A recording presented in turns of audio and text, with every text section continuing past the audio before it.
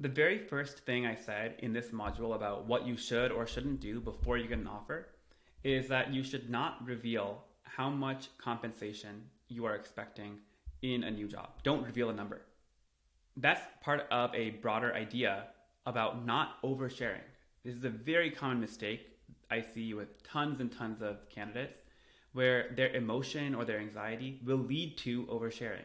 And that is almost never going to lead to the outcome that you want, which is having more leverage in the negotiation. So there's a company called Rora that helps with negotiations. They wrote a really good blog post for Taro, and they talk about how there are two dimensions along which you can interview. One is how much data do you have, low data or high data, and the other dimension is how much emotional attachment do you have to the job.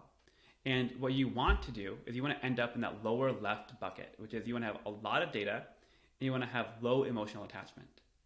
So that way you have the maximum power. You know a lot about the job and what you can expect to earn, but you don't really care that much. You have plenty of other options.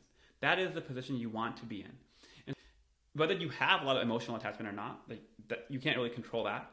But it's very important what you communicate to the company and to the recruiter about your emotional attachment and make it appear as if you don't really care that much. So this is a very common mistake, which is oversharing. A concrete way of saying that is, if Google's your dream company, you've dreamt about Google since you were 10 years old, you want to work there, don't say that, at least not in the beginning, right? If you say, this is the only company I ever want to work at, you are putting yourself in a pretty bad position when it comes to negotiation. The other thing is, what other companies are you interviewing at? A recruiter might ask you, say, hey, tell me about what other packages or what other companies you're looking at.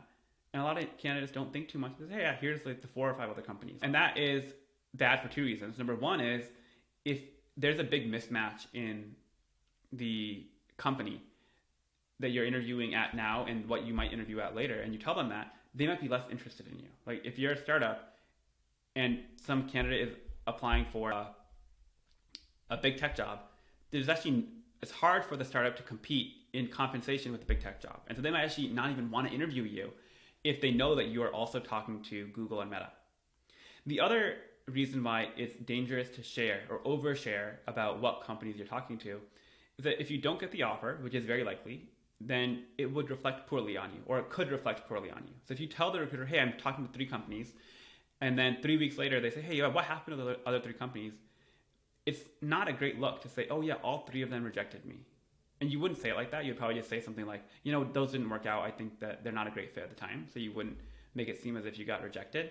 But still, you're basically putting yourself in a position where you have to say that. So a better thing to do would be just to be vague about it. Say, yeah, there are other companies. I have nothing to share right now, but I'll let you know if anything changes. So here is some sample dialogue. I'm really excited about your company, but there are a few other options I'm exploring. Don't tell them how far along are you, what companies are they, how big are they. That is all information that the recruiter does not need to know.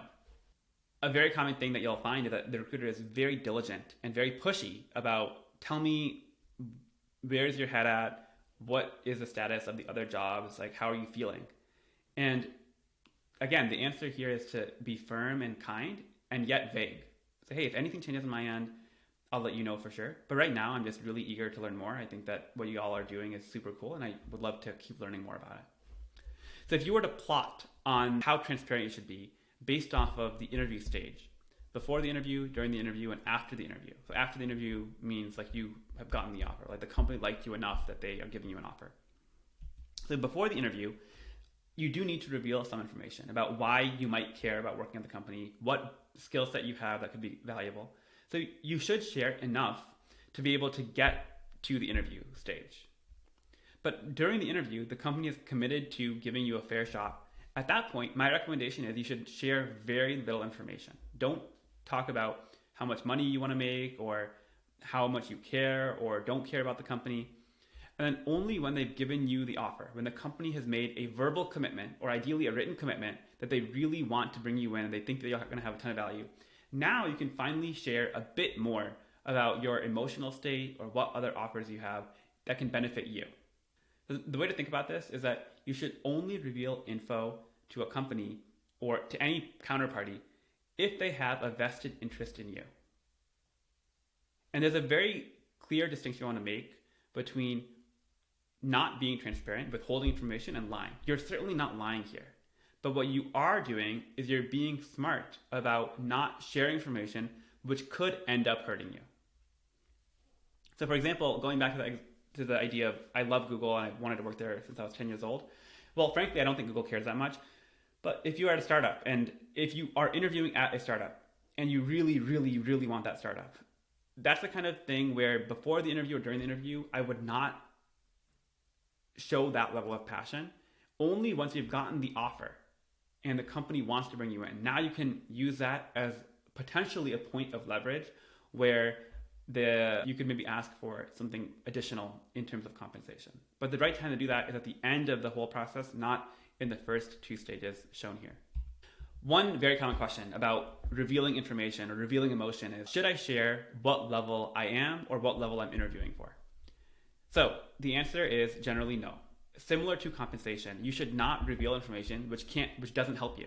And I think with level, if you tell me that you're a mid-level engineer at Facebook or Google or Microsoft or whatever company, a good recruiter or even a good engineer, they can tell you with a pretty high degree of confidence what is your total compensation going to be. It's not that hard to figure out. And so when you share that, you are effectively exposing how much you're making. So instead of talking about what level you were, a better choice would be to talk about, if you have to reveal it, talk about what level are you targeting. And so again, keeping things vague, that is your friend here. Keep things ambiguous and say, hey, I've been a really high performer. And for this company, my goal, I'm interviewing for a senior level. So even if you're a mid-level engineer, by saying that, you set an anchor for them. Ideally, you don't even reveal that. I would recommend that you try and avoid this situation altogether and just go through the interview pipeline based off of how well you interview.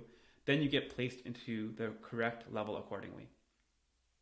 Sometimes it's not really possible. Like in certain situations where it's obvious, like you graduated from college maybe 2 months ago, then obviously you're going to be applying for a new grad role. It's hard to make an argument for anything else.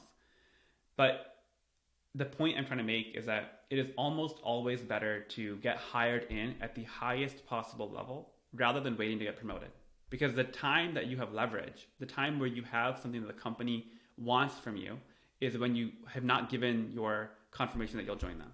When you're at the company, you're really at the mercy of the whole calibration system and how the company is evaluating or choosing to give out promotions.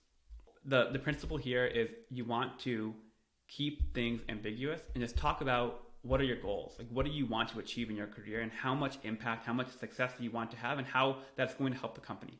So if you reinforce the mutual benefit for the company and also for you, that I think is really valuable. This is important enough that I think it's worth repeating. Don't share information which can hurt you. So if you got laid off or if you were on a PIP at the old company or if you you really got into a big fight with your old manager, that all might be true. But why would you reveal that? It can only really hurt you. And so my recommendation is you want to be vague and positive, but non-committal when it comes to any kind of interaction. So if in doubt, don't share it. If the recruiter says, hey, how are you feeling about us relative to the other options? Say, hey, I feel great. I feel great so far. I'm excited to keep learning more. You don't have to overshare and talk about why this new company is so much better than the old company unless you've gotten to that final stage. The key is be measured and confident during the interview and then save a lot of the deeper discussion for when you actually have the offer and when you have leverage.